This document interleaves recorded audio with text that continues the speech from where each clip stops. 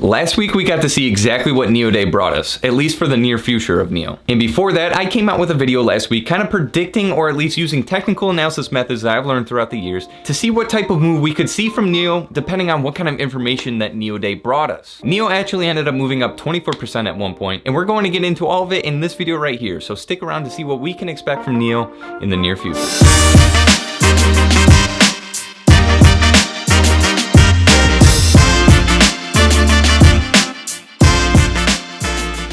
Welcome back everybody, or if you're new here, my name is Sean Lucas, and for the past year I've been making videos over the stock market. And just like you guys saw in the intro, today's video will be an update video on last week's video, which was over NIO, because of what happened, for NIO Day 2020, that actually happened in 2021. Now this video won't be as long as my normal videos, or at least hopefully it won't be as long. I'll be giving you guys the spark notes of what really happened on NIO Day, and how that correlates to what has happened on their chart and the stock price, and where we can go from here. So guys, jumping right into it, let's look into what really happened on NIO Day. Let's see what, NIO Day actually brought us. And actually, remember, I am just a YouTuber, and that means my opinions literally don't matter. So let's get right into it. All right, so very quickly, guys, I found out very soon after publishing the last video over NIO that one of my viewers, I believe his name, Red Edwards, let me know that NIO's ET7 was actually revealed on CNBC's YouTube channel,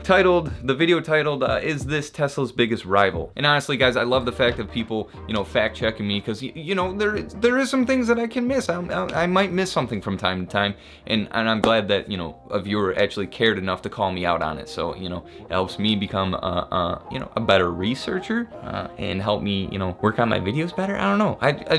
I appreciated it. So Red Edwards, thank you. Battery as a service. They made a huge push to make the actual charging of its vehicles as easy and quick as possible while keeping the customer's best interests in mind. Chargeable, swappable, upgradable batteries is now possible with NIO's charging swapping service. In China, there are now 100 power charging stations with almost 800 power chargers. There's over 285,000 public fast chargers that covers over 300 cities in China, along with 177 different swap stations. The new Swap Station 2.0 can now hold 13 separate batteries and can swap a car's battery over 312 times in one day. This beats the 1.0 version by 3 times over. However, this rollout of the amount of swap stations is running a little slower than anticipated in 2017.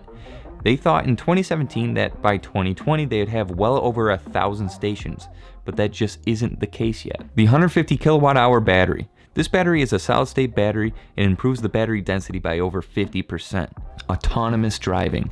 Aquila NAD's super sensing 8 megapixel autonomous driving high-resolution camera, whereas Tesla only has a 1.2 megapixel camera. The 8 megapixel camera detects objects at longer distances in finer detail. NIO will now be able to detect cars at 687 meters, whereas Tesla will only be able to detect cars at 229 meters. NIO can detect cones at 262 meters, and Tesla can only detect cones at 87 meters. And finally, NIO can detect people at 223 meters, whereas Tesla can only detect people at 74 meters. This means that NIO can respond quicker, resulting in fewer accidents, meaning a more comfortable driving experience. LiDAR is the most developed, most far-seeing, mass-produced laser in the EV autonomous market. Aquila boosts the ultra-wide field of vision to 120 degrees, has a high resolution equivalent to 300 different laser beams, and a detection range of over 500 meters. The LiDAR, along with the Aquila, emits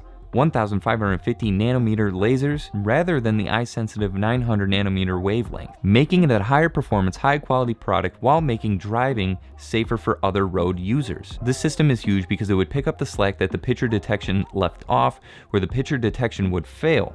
The LiDAR plus Aquila lasers would pick it up. And finally, probably the thing everybody's gonna like the most, ET7 NIO user rights. Number 1, lifetime free warranty. Number 2, free power home. Number 3, lifetime free out-of-town power service. Number 4, lifetime power swap benefits. Number 5, lifetime free roadside rescue. Number 6, lifetime free connectivity.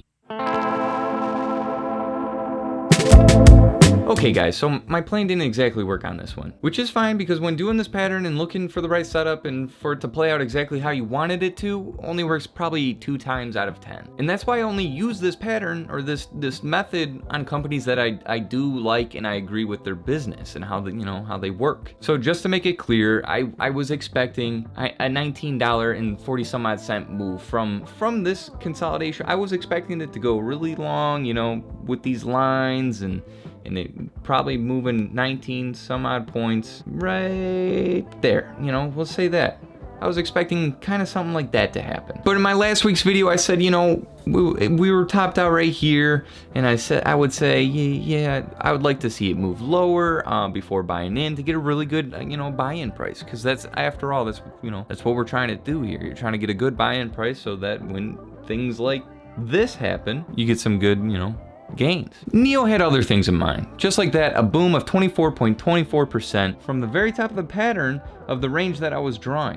NIO completely disregarded the lines that I was drawing in the time frame that I was expecting, but that's the beauty and the power of the consolidation plus the volume shelves. And I'm just happy that I can finally show you guys what I mean by this pattern and or situation. Since that initial spike up to $66.99 after NIO day, so right here, after that initial that gap and then that other gap up, so it wasn't just a spike. It has slightly decreased a bit. Right now it's sitting at $56.27. What I want to point out right now is that if you're thinking about chasing this price, first of all, talk to your licensed financial advisor, but most importantly, look at the volume shelves. Where we were consolidating at from the last video, so this range right here, we had somewhat of a volume shelf. Looking over here, that's the beginning stages, I'd say, early stages. I wouldn't say it's the beginning, I'd say it's the early stages. Then the stock gapped up as a result of NIO day. And you can kind of see, it's very, very, very, very, very, very, very early stages of a volume shelf. You can't even classify that. If this was early, this is like minuscule, okay? But what tends to happen for situations like this, meaning a gap up, is that people end up taking their profits from that spot. One, because very few people have bought in at that price, meaning if it needed to test the support at that high price, it wouldn't be very strong. It would actually break the support and send the stock back down into the consolidation range that we were looking at in the previous video. Because the volume between the gap up and the consolidation is basically none. Really nobody there to catch it. Not until you get back into where the people have ownership interest of what the price really is, meaning they care now because it affects their bottom line. And that's kind of where the term support comes from in the first place. So that information that you just heard right there was actually written on Friday morning. It was right before 6 a.m. and I have a screenshot of it that will pop up somewhere right here, right now. So you can see all the information that I talked about previously right there was talked about on Friday morning, and that was before that huge push down. You can kind of see where I was predicting that, there wasn't a lot of people up top and it gapped up, meaning that there's not a lot of people up here. People are going to take their profits. It's going to drop down because not a lot of people have bought in between those two prices. So if nobody's buying in between those two prices, there's nobody that has ownership interest there, meaning that it's going to fall back down until the people in the consolidation, they're like, hey, this is where majority of my buy-in price is. I'm going to try to help and keep it afloat. So to kind of wrap it up here and to give it a nice ending point, this video was just an update of what happened during NIO Day and what happened with the stock price since that video.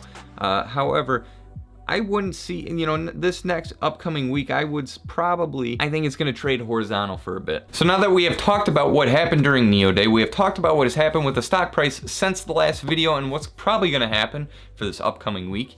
I don't think we need to go into detail of future projections or whether or not I think it's a buy. I think you guys know whether or not I think it's a buy. If not, you should probably just check out last week's video. So other than that, that's really all I have for you guys. So remember to like, comment, and subscribe.